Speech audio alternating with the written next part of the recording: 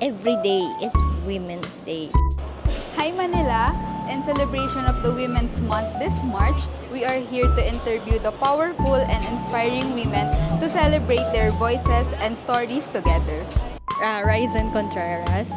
Hazel Lo, Penny, Seisha.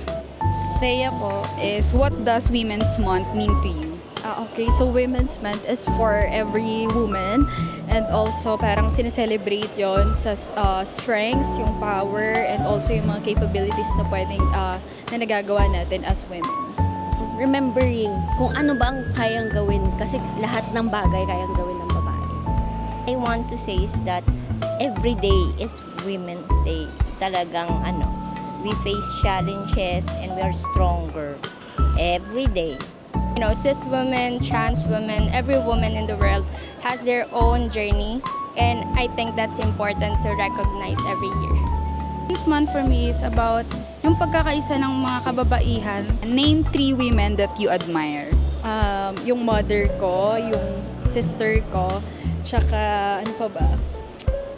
Pwede sila lang dalawa. My mom, I admire my mom. Agatha Christie, she's a writer. Like my grandmother also pala. My grandmother, my nana, the mother of my mom. And my children, they're all girls. So, There's my mother, my sister, and the mothers in the family. My mother, Imelda, my sister, Roxanne, and yung isa kong tita na nasa OFW ngayon na siya bumubuhay ng pamilya niya. Women are powerful because blank. They are capable of doing anything. because we can do anything. We face challenges every day and we're not afraid.